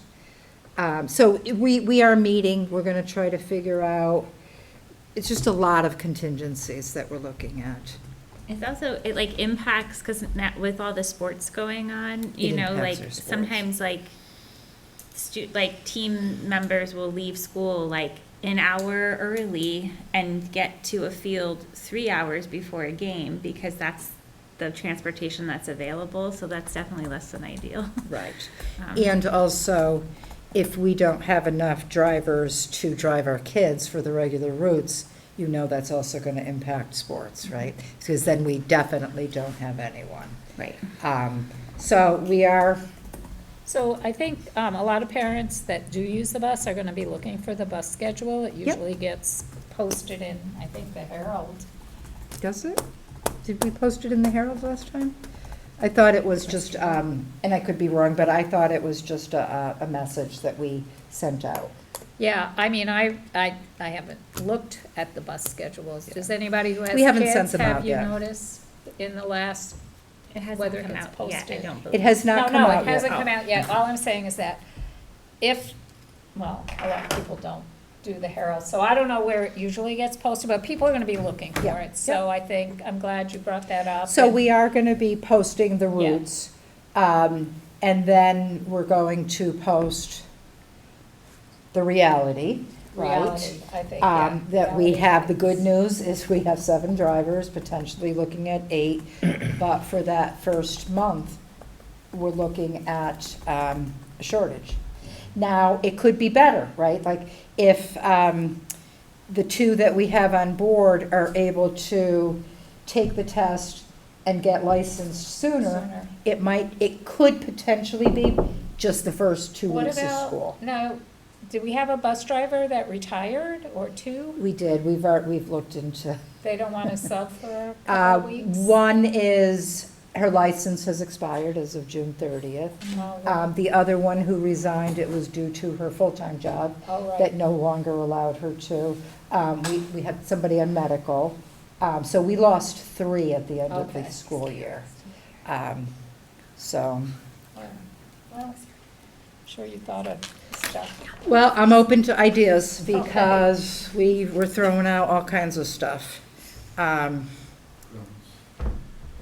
right, so, Okay, the board meeting dates. so, yeah, can I just say? You so jump in. Cheryl, included in her superintendent reports, kind of the outline for the annual work plan. I think it would be a good idea if we reviewed it as a board. Maybe not tonight, we'll put it on the next agenda, but you have it. So, I looked at it, and it looks, I think it's got all the required stuff, does. and it's all laid out, which will be nice. But if there's something else that you want to see on there, then I think just keep it in mind, and we'll kind of approve it at maybe our next meeting. We'll put it as an agenda action item. And I do think, I know, like, I think it was Josh that had mentioned more, like, would like to see more of the reports from the teachers and, like, the math department and so forth, like they used to. That can be added in there. Like, when I do have, like, for Mill River, it says, guidance, but it can be anything that you want.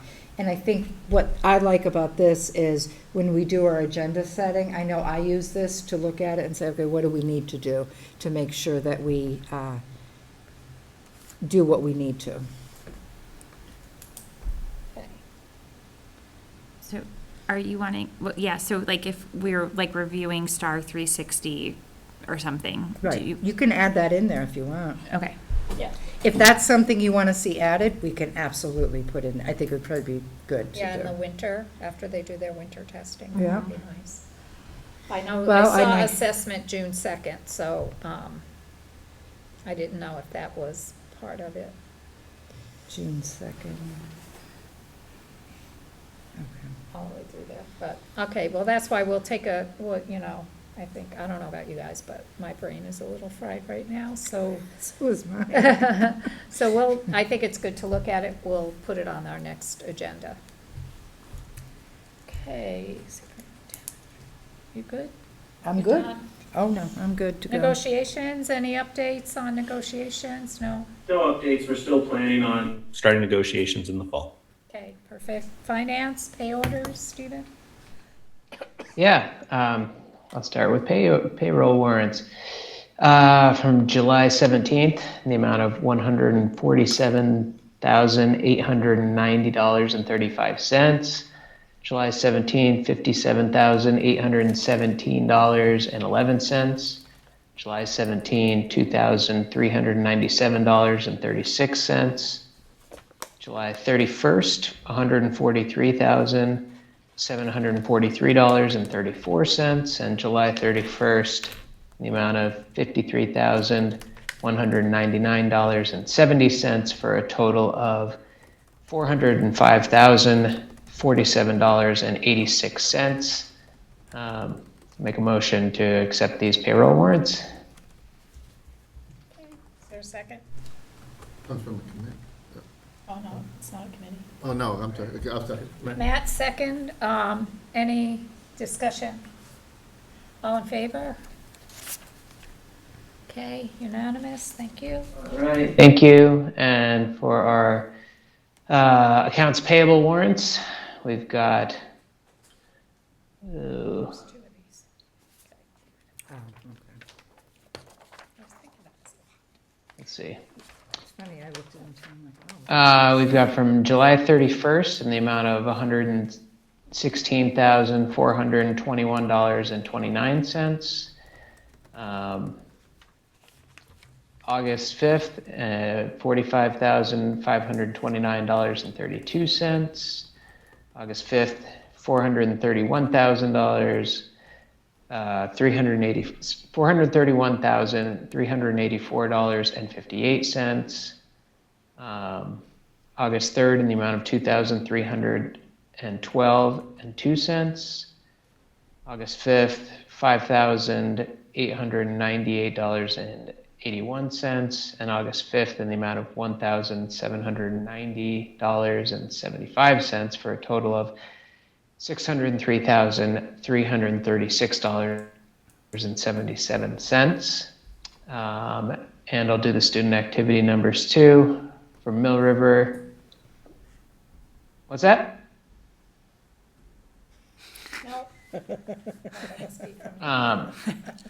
For Mill River in the amount of $2,563.78. Clarendon, $279.84. Shrewsbury, $1,015. Tinmouth, $118.83 for a total of $3,977.45. I'll make a motion to accept these accounts payable warrants. Second, anybody? Rich? Okay. Any discussion? Do you have, All right, all in favor? do you have a question? Yeah, I have a question. Yeah, just, and again, this is just, I feel stupid for asking, but on the far left thing, we got KF, and I don't know what the KF is, but we have two different fiscal years operating here. And I'm just wondering why that is. So, I think I can explain this. Sweet. I think I can too. Let's do So, it. those, Judy. the expenses occurred during FY '26, Mm-hmm. but the checks didn't get either written or posted until currently, now. Okay. So either because the items weren't delivered, so there wasn't an invoice so that they could pay the vendor for, we had a bunch of stuff at the end of the year that they ordered. Sure, always do. So it went on that budget, but. So and then the- KF refers to as opposed to MF? KF is Karen Ferencz. Okay, and then MF. That's Mike Finch. Okay. So they have separate, probably do separate And FY, schools, so fiscal year 27 ASP then is what? after-school program. Oh, cool. So it's Okay. probably the summer program. Oh, you are good. Well, I used to, It's after-school program. And after school, yeah. So the summer, but they run After that. July they- 1st. But they run the summer stuff as well through that program, I believe. A lot of money, I just kind of wanted to figure out what.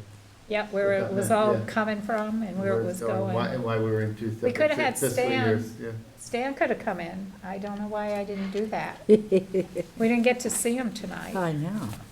He's up there. Anyway, any other questions? So call the question. All in favor? Okay, unanimous. All right. All right, well, if you missed Dan tonight, you can see him, I think, on August 31st at our next finance meeting at 6 p.m. Yeah, well, I see he's up Um, there, but, We'll be kind of kicking off our fiscal year 28 budgeting. Crazy. Be there. yeah, it's time to go. If I had looked up, I would have said, Stan, can you explain that? But I missed it. He can tell me later if I was right or not. All right, any other legal? Good. Oh, thank you, Stan. Any other legal business or announcements? I have a question that I should have probably asked when we were doing the appointments for the merger. What do we think is appropriate for suggesting other districts join our merger group? Like if we have, we have a lot of people that come from like Mount Holly or whatever. Right.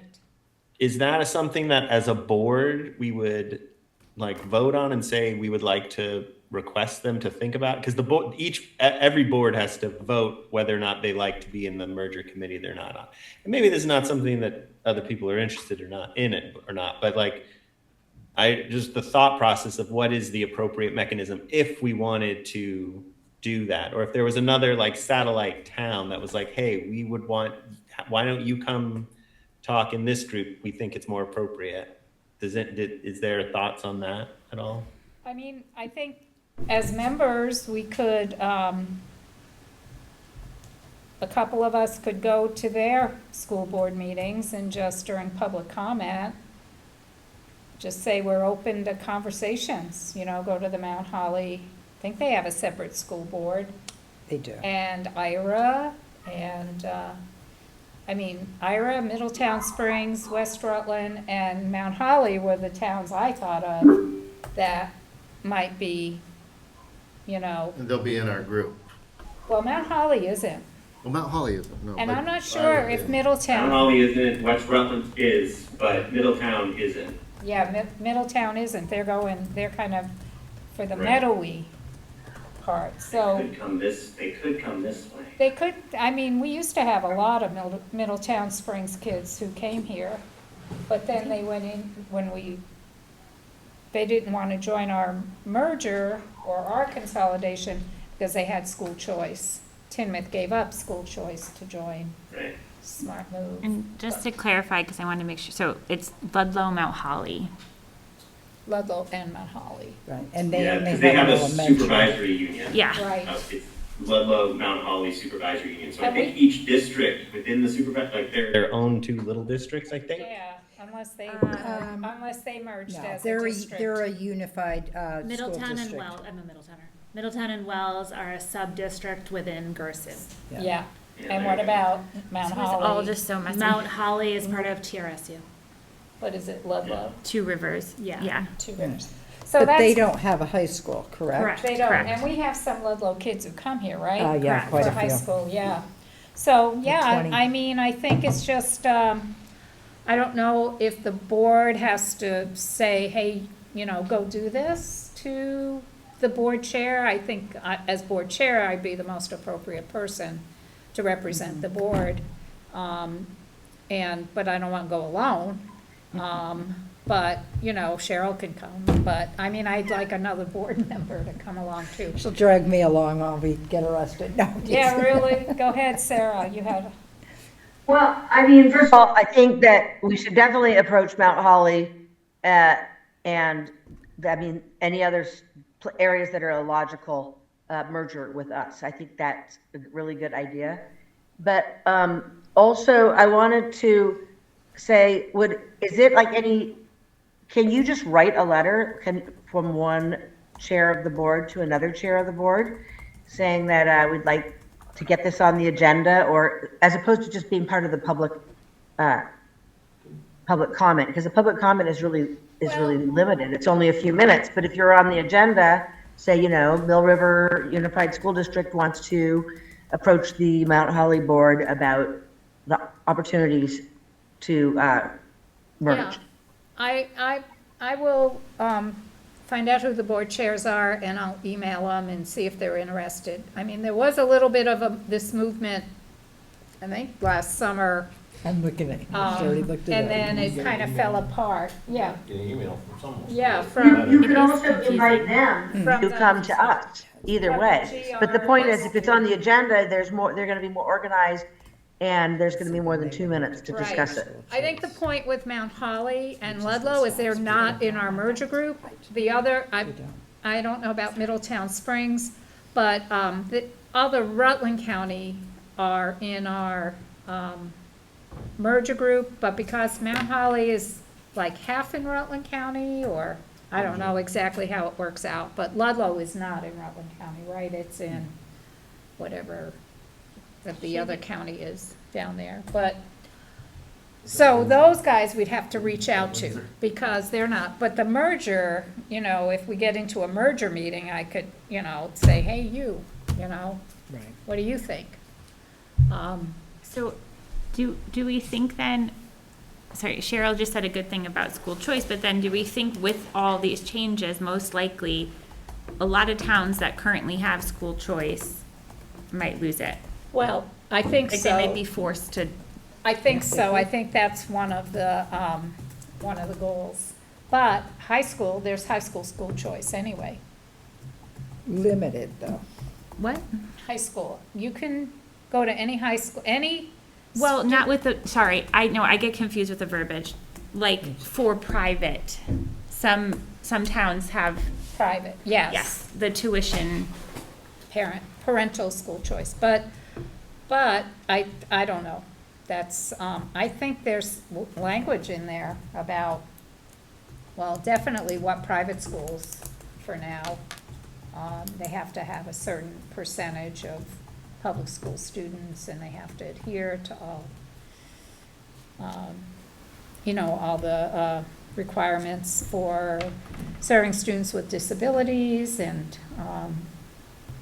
all of that. So, I don't know, it's gonna be complicated, but To say the I least.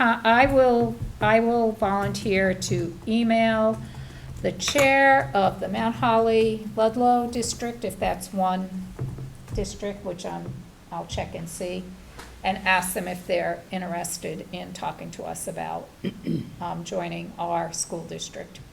Because we're looking for people, well, we're in, what you said, we're just right at the cutoff where we don't, and we've Yes. already consolidated, we have 4 towns that have consolidated already, so, We're buyers, not sellers. yeah, we're buyers, not sellers, exactly. So by state law, by state law, well, as it stays now, if the district is, we can decide not to merge, that would be you and the voters deciding that. Say we decided to stay and our tuition dropped to $750, then it would be reviewed by the state because it's a small district. We currently sit at $770. So we would not have that oversight unless in 3 years we lose more students. So it's important to look at. But there are no forced mergers. I believe the 750, they might be able to force you, right? Well, and is Totally, this something there's- over time? I'm seeing, So this is what they're saying they want as a target. They think that the optimal size of a district is 2,000 students, 2,000 to 4,000. Based on nothing, Right. based on nothing. Sorry. I'm editorializing. Not based on educational outcomes and not based on financial things. Benefit. I don't know what it's based on. Well, and I sent this to, what was her name that did the workshop with us? Deb, Deborah? yep. Because I don't understand, we have bylaws that the 4 communities sign. And I just have, and maybe they can, I don't know, that the state can just come in and say, no, these don't apply anymore.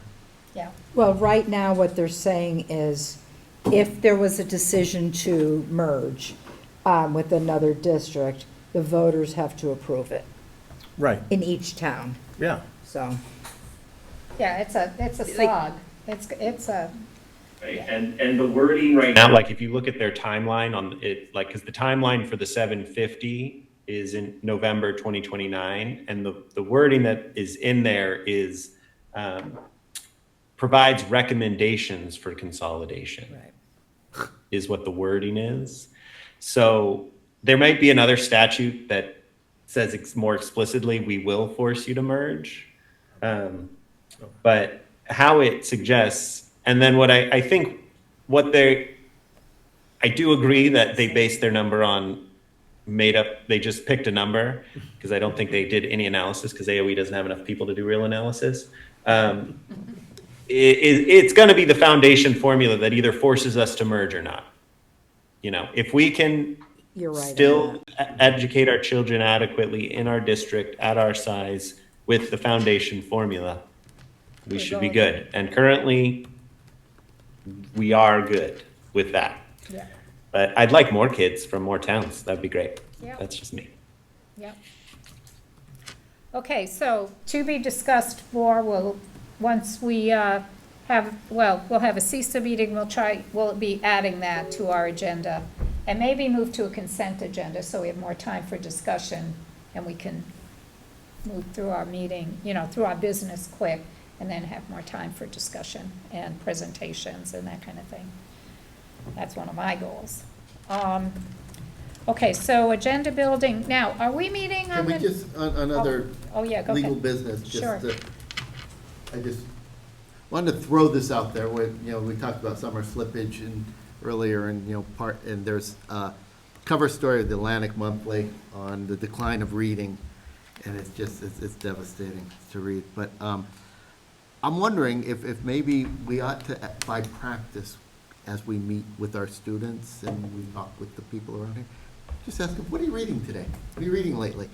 Creating a norm that we are always engaged in some reading project, whether it be, novels or what's the picture books that they do now, the graphic novels, yeah. Well, whatever it be, but just, what are you reading lately?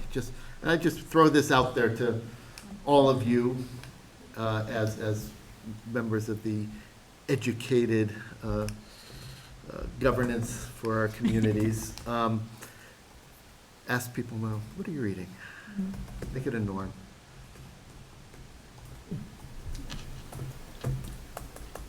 That's all. No, I was just thinking, what am I reading? I just finished a book. I know, I was thinking too what I'm reading. Okay, good Just question. finished last night. All right, are we good? We're gonna move to agenda Yeah, I'm sorry, building. yes. So are we meeting on the 19th or not? I guess I got confused about that, but we have it down. I think that's a decision that you were gonna make this evening. It's the way I understood it, anyway. Okay. I mean, I think we should. Anybody think we shouldn't? I think we got enough to talk about. And you have your, well, we can finish up our goals. Yep, I have a few things for our, Can you give us a, I'm sure you will, but the Policy. CISA, what happened? yep. Well, and then we can look at our goals and our annual work plan, And we'll have had a policy meeting. and there'll be a policy review. I would like to And do you- the DIP. The district improvement plan. Okay, that sounds like tons. Yeah, so DIP, board goals, yearly planning. Yep, Okay, and probably transportation update, probably. as much as you want. But Yeah, you and, could well, that, I try to include that. that on my superintendent Yeah, that's report. good. Okay. All right, unless there's anything else for the good of the order, anybody here, anybody there? Okay, I move to adjourn at 9:04. And second, Lenny seconded. Sure. With his nod. Okay, all in favor, vote with your feet. Okay, good night, everybody, thank you.